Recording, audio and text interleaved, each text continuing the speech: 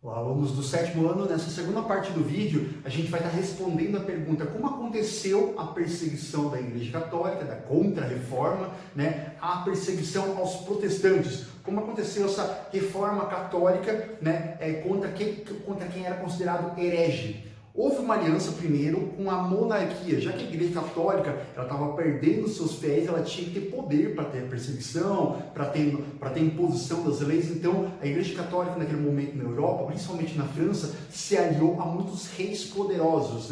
Com isso, houve perseguições oficiais com armamento, com a ajuda do exército, para os calvinistas, os calvinistas e contra os luteranos. Vocês se lembram, os calvinistas e os luteranos eram grupos da reforma protestante, por João Calvino na França e pelos luteranos, pelos simpatizantes de Martinho Lutero na Alemanha. Teve os anglicanos também na Inglaterra, mas a perseguição foi muito cruel, com centenas de mortes, principalmente na França e com os calvinistas. A outra estratégia da Igreja Católica foi a Companhia de Jesus, isso lá em 1534. Quando se pensa em Companhia de Jesus, você pensa nos integrantes da Companhia de Jesus, que eram os jesuítas.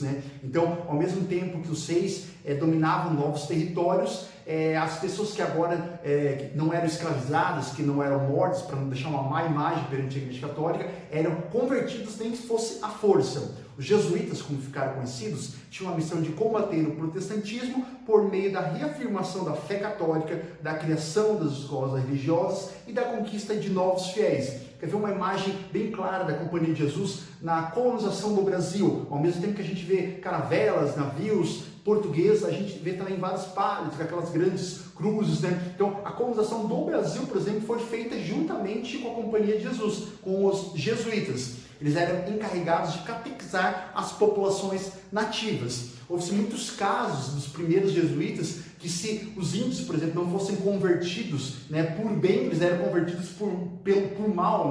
Há muitos indícios de que eles foram escravizados. Conforme foi passando o tempo, houve uma flexibilidade dos jesuítas, não no sentido de escravizar, mas sim de criar novos adeptos à Igreja Católica.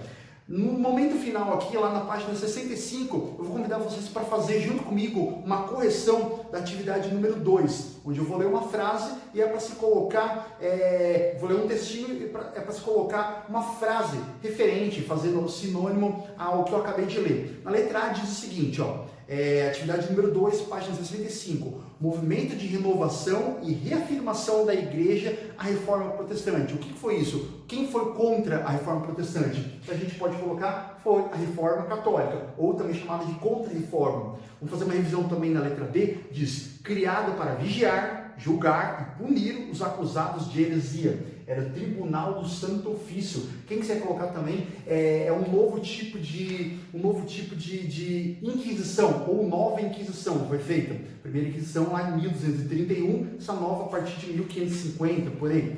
Na letra C, ordem religiosa que foi essencial na difusão da fé católica. A Companhia de Jesus, que era com os jesuítas. Uma coisa que eu não falei no vídeo, mas queria que vocês estudar com mais detalhes no livro, por exemplo, a letra D, decreta que estabeleceu a liberdade de culto na França. Depois de anos e com muitos mortos na França, houve aí uma lei imposta para a liberdade religiosa. Quem queria ser protestante, quem não queria ter uma religião, quem gostaria de continuar sendo católico, isso aí foi considerado o edito, o de Nantes. Isso foi lá no ano aí de 1598, depois de várias brigas. Na próxima aula a gente vai estar vendo aí, na aula online, uma preparação para a unidade 3, que são as viagens marítimas europeias.